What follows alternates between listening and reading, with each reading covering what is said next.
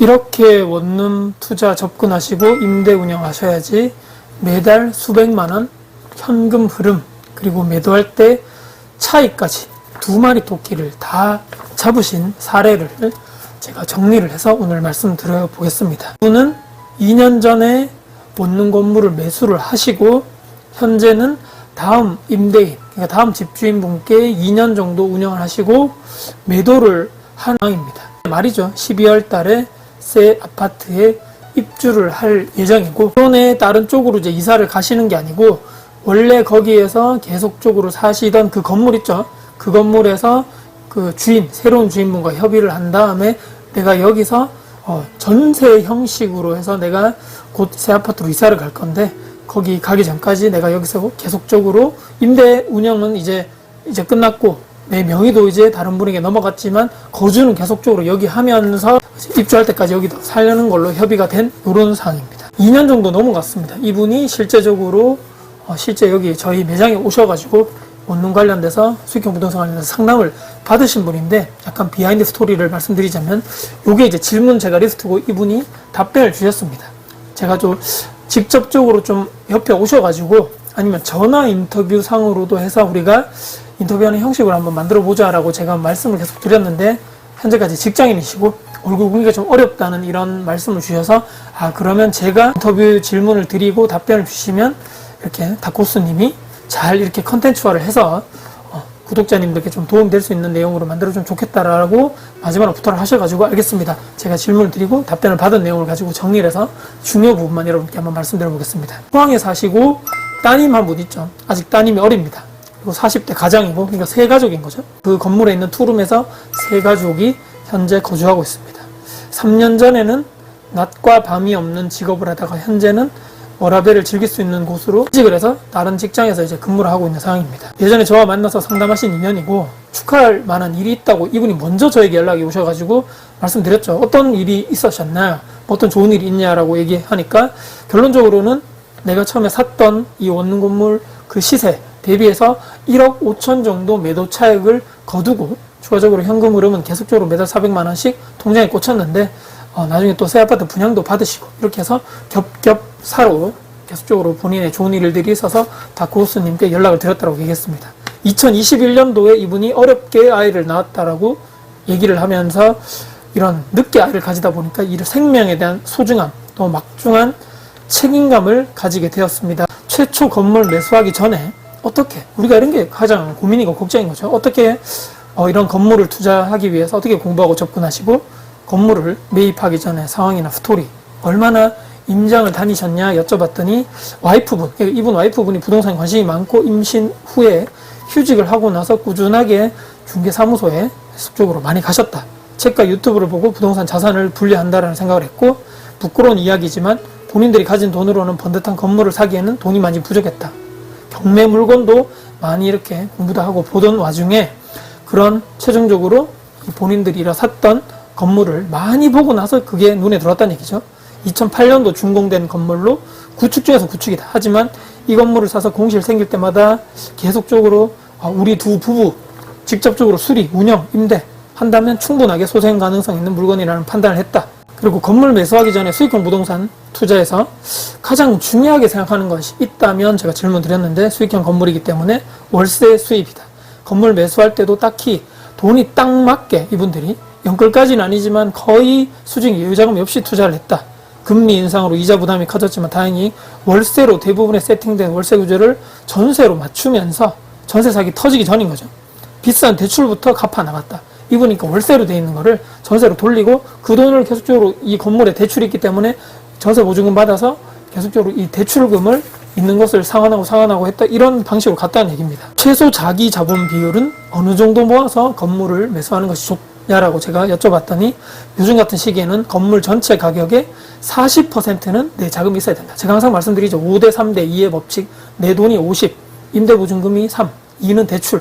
이런 식으로 해서 최대한 내 돈을 많이 들어가는 것이 좋다. 그래야지만 엄청나게 대출을 끌어당기고 보증금을 엄청나게 많이 해서 최소한 나의 자본금으로 인수를 하게 됐을 때는, 요즘에 전세 같은 경우에는 거의 맞춰주기도 힘들고 대출이자가 많이 올라간 상황에서는 이렇기 때문에 경매로 넘어가고 전세 사기가 생기고 이런 일이 생기기 때문에 충분한 자기 자본이 비율이 들어가야 된다 이분이 강조하셨고, 현재 임대인분들이 가장 힘들어하시는 전세 문제를 이렇게 질문드리지 않을 수가 없습니다. 그 동네는 어떻게 되는지, 전세 공실, 또 추가적으로 고금리는 어떻게 이겨내셨나요? 라고 여쭤봤더니 이분들은 제가 결론적으로 이야기를 들어보니 전세 사기가 터지기 전에 전세로 많이 월세를, 반대로 이분들은 전세로 돌리고 받은 보증금으로는 이런 여기에 건물에 설정되어 있는 근저당을 갚으면서 대출을 계속적으로 줄여 나갔다. 두 번째는, 그리고 살고 있던 기존에 있던 원래 전세 아파트가 만기가 될 시점에 여기 저희 지금 여기 투룸에 공실이 생겨서 리모델링 하고 나서 이분들이, 그러니까 이제 투자와 실거주를 이렇게 원래는 분리하고 있다가 몬테크로 들어가자 해서 기존에 있는 그 아파트의 전세금을 빼서 이분들이 여기 실제적인 좁고 불편하겠죠. 거기 살면서 관리를 해야 되다 보니까, 또 주인 세대도 아니고 투림 사이즈다 보니까 상당히 좁았을 겁니다. 여기로 들어오시면서 이후자금이 전세금을 받은 돈이 있겠죠. 이것을 가지고 원룸 운영할 때 이후자금으로 이분이 사용하셨다는 이야기를 하시면서, 또 다른 얘기는 작은 투룸으로 원래 아파트에 전세에 있다가 투룸으로 이사를 하다 보니까 더 이상 짐을 늘릴 일이 없고 뭔가 사지 않아도 되니까 자연적으로 절약이 되는 현재 이런 상황이다. 미니멀리즘 쪽으로 간다는 얘기입니다. 공실을 빨리 빼는 꿀팁이나 방법을 제가, 이분이 또 계속 운영을 하시는 분이기 때문에 우리 구독자님께 도움이 될 수 있는 게 무엇이 있겠냐. 꿀팁이라고 할 건 없다. 잘 맞는 공인중개사들도 중요하지만 인터넷에 많이 올리면 공실 기간을 많이 줄어드는 것 같다. 포항에는 DD하우스 이런 거 있죠. 공실 박스, 직방 등등 해서 계속적으로 올리고, 여기 보시면 구축 같은 경우는 이분들이 손수 리모델링을 직접 이 두 부부가 했다. 가성비를 원하기에 적은 월세로 깨끗한 집에 살고 하기 때문에 웬만한 작업들은 정말 놀라운 부분입니다. 직접 자기 두 부부가 직접 다 했다.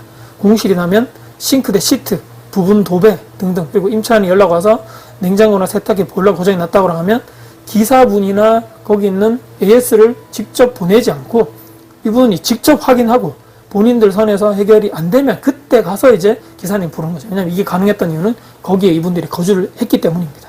원룸 외부 청소는 물론이고 임차인들이 요구했으면 바로바로 해결해드렸다. 사실 방을 빨리 빼는 것보다 원룸 건물의 분위기를 최대한 위해서 임차인을 가려받았다. 이것도 중요하죠. 아무나 막 받았다는 얘기가 아니고 직업적인 부분, 직장인이나 이런 거 받았다는 얘기죠. 나이대를 신경 써서 받았다. 그래야지만 향후에 이렇게 좀 뒤탈 날 일이 없다. 소모적인 감정이 덜 생기고 갑자기 뭐 월세 이게 막 연체가 된다거나 이럴 확률이 점점 줄어드는 이런 분들만, 이분들은 공실이 좀 길어진다 하더라도 그런 분들만 받았다, 이런 말씀인 것 같아요. 남의 돈 버는 게, 즉 고정적인 현금 흐름을 받는 게 쉽지 않으셨을 것 같은데 가장 힘든 점이 무엇이냐 여쭤봤더니, 원룸을 처음 인수하고 나서 기존에 있는 임차인이 저렴하게, 월세를 그전 주인분이 저렴하게 줬다는 얘기겠죠. 거주를 하시다 보니까 직업이 불안정하시다든지 거친 성향을 가진 분들이 좀 있었다. 하지만 그 정도 문제는 충분히 감내해 나갈 이분들은 그런 자세가 돼 있었고 그렇게 실제적으로 했다라고 얘기를 하시면서, 수익형 부동산이죠. 원룸 건물을 운영해 보시고 그분들이 느낀 최대한 최적의 장점이 무엇이냐. 어느 정도 안정기에 들면 순월 수익이 400만 원대가 되면서 마음적으로 안정이 됐다. 물론 그 돈을 쓰는 게 아니라 다 저축을 했다는 얘기죠. 그분은 커나갔을 때 상당히 곱게 자라신 분인 것 같아요. 그래서 세상 물정 모르게 자라다 보니 벽에 못 하나 제대로 못 박을 정도였는데 원룸 운영 3년 차가 되니까 웬만한 건 이분이 다 고치게 되었다. 예를 들면 장모님 주택에 방충망이 뜯어져서 제가 새로운 방충망으로 교체를 해드리니까 장모님이 야, 이제 땡땡 서방 전문가가 다 되었네 라고 칭찬을 해 주시더라고요 라는 뒷일도 있습니다. 또 구독자님들 중에서 원룸 다가구 매수 운영하시는 분들께 꼭 조언해 드리고 싶은 내용이 있다라면 이라고 질문 드렸더니, 원룸 건물을 매수부터 운영 매도하면서 저희는 공부를 많이 했지만 운도 어느 정도 작용한 것 같습니다. 특히 코로나로 인해서 자산 가치가 올라간 덕을 많이 봤다. 하지만 무턱대고 투자를 하는 것은 금물이다. 우리가 보통 부동산 가면 소장님, 실장님들이 이렇게 얘기를 하시죠. 이런 건물이 다시 안 나온다. 급매다. 급급매다. 이런 말들을 현혹되지 말고 충분히 알아보시고 다크호스님과 같은 전문가에게 자문을 해서, 여기 적혀 있습니다. 그대로 최종 판단을 하시기 바랍니다. 나머지 건물 운영 등등은 제 기준에 봤을 때 하다 보면 다 할 수 있다. 저 또한 아무것도 모르고 덤볐지만 건물 운영은 내 거다. 이 건물 내 거다. 이런 생각을 하면서 그렇게 하면 다 할 수 있다. 최소 30개 이상 건물을 보고 비교 평가. 만약에 부부가 매수 둘 다 협심할 수 있는 건 웬만한 건 스스로 해결하고 수리, 임대, 운영, 인건비 측면에서 본인들이 다 했기 때문에 순월 수익이 이만큼 많이 남았다라는 제가 이해를 했습니다. 건물을 근데 매도하게 된 가장 큰 이유가 무엇이냐고 제가 여쭤봤죠. 그래서 지금 포항에 신축 원룸들이 조금씩 들어서고 포항에 대해서는 이분이 더 전문가겠죠. 분양된 아파트도 입주장에 들어섰다. 2차 전지 분야도 약간 주춤해졌습니다라는 얘기를 해주셨고 고점이 되기 전에 건물을 팔자라고 생각을 그런 식으로 했다라고 얘기했습니다. 이분이 처음에 저한테 연락 오셨을 때 이런 내용이 있었는데 이 내용을 혹시라도 유튜브 통해서 공개해도 되냐 약간은 민감할 수 있기 때문에 정말 힘든 경험을 이분이 최근에 했다라고 그 문자에도 적혀 있었습니다. 그래서 요런 내용을 좀 이야기해 줄 수 있냐라고 여쭤봤더니 임차인 한 분이 뇌졸중으로 쓰러지셨는데 다행히 근데 빨리 발견이 되었습니다. 하지만 병원에서 며칠 뒤에 이분이 돌아가셨다는 말씀을 듣게 되었다. 당시에는 힘들었다기보다는 이런 경험도 해보는구나 라고 싶었다. 그런데 이분이 나가시고 나서 오히려 원룸 운영이 더 순조롭게 진행된 거 보면 참 아이러니하다. 살면서 우리가 겪게 되는 임차인분들이 갑자기 아프시거나 돌아가시는 경우가 거의 없는데 이분이 이런 경험을 3년 만에 하신 것 같아요. 그래서 이분 두 부부가 상당히 놀라신 것도 있고 그런 것도 있지만 슬기롭게 현명하게 이렇게 잘 처리를 하시고 거기에 오히려 이렇게 운영적 측면에서 순조롭게 더 잘 되었다는 거 보면 참 사람 일이라는 게 이 건물 운영 투자라는 게 참 잘 모르겠다. 정말 운도 따라줘야 되는 것이 아닌가라고 생각하게 됩니다. 현재 원룸 다가구 시장을 어떻게 보시는지 앞으로의 미래 인구는 줄어들지만 1인 가구는 꾸준하게 증가함에 따라서 원룸이라는 거주 공간 풀옵션은 아주 앞으로도 매력적인 상품이 될 것입니다 라고 얘기하셨고 투자자로서 다음 계획이나 목표가 있으시다면 투자자로 하기에는 좀 그렇습니다만 좀 더 공부를 해서 앞으로 서울 쪽에 아파트를 사고 싶다. 서울 쪽 아파트는 아직 공부라든지 임장을 해야 할 부분도 크기에 구체적인 계획은 아직까지는 준비 중입니다 라고 했습니다. 영상을 보시는 구독자님들께 마지막으로 드리고 싶은 말씀은 원룸을 매수해서 운영하는 게 쉬워 보일 수 있으나 정말 쉽지 않다. 특히 여름에는 혹시 누수가 될까? 겨울에는 보일러가 고장이 날까?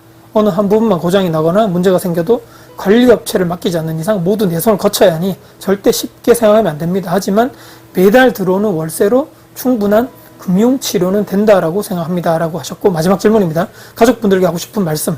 올해 12월에 분양받는 새 아파트로 이사 갈 날만을 손꼽아 기다립니다. 우리 가족 모두 행복하자 이렇게 인터뷰 질문이 이렇게 마무리가 되었습니다. 여러분들 어떻습니까? 3년 정도 이제 원룸 운영을 하시고 그전에도 이 두 부부가 제가 생각할 때는 정말 열심히 그전에 많이 돌아다니면서 알아보시고 이 스스로 공부도 하시고 공유회사도 갔다가 경매 쪽 물건 알아보다가 그 포항 쪽에 있는 지역에 있는 대부분의 원룸 보신 것 같습니다. 그중에서 보다 보니까 제가 항상 말씀드리죠. 100개 이상 봐야 된다.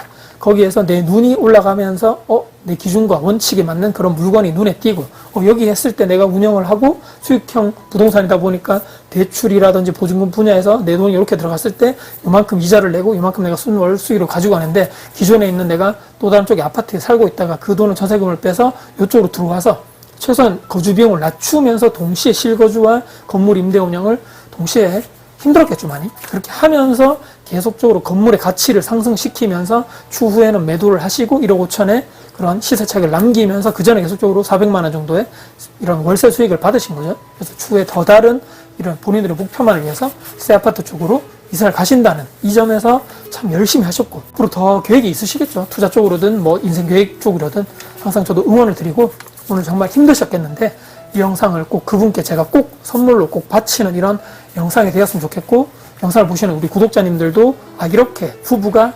일심동체로 해서 한마음 한뜻으로 열심히 노력하고 임대 운영하고 수리하고 원룸 관리하고 하면 정말 어려운 것이 없구나. 이런 힘든 우리가 투자 여건에서도 반드시 우리가 승리할 수 있구나라는 마지막 제가 이렇게 강조 말씀드리면서 오늘 영상을 마무리하겠습니다. 영상 여러분께 도움이 되셨다면 구독, 좋아요, 알람 설정, 댓글 주시고요. 영상 주변 분들께 공유될 가치가 있다고 생각하신다면 널리 공유 부탁드리겠습니다. 사연을 길게 인터뷰를 해줘서 다시 한번 감사드리는 말씀드립니다. 여러분들 화이팅입니다. 화이팅!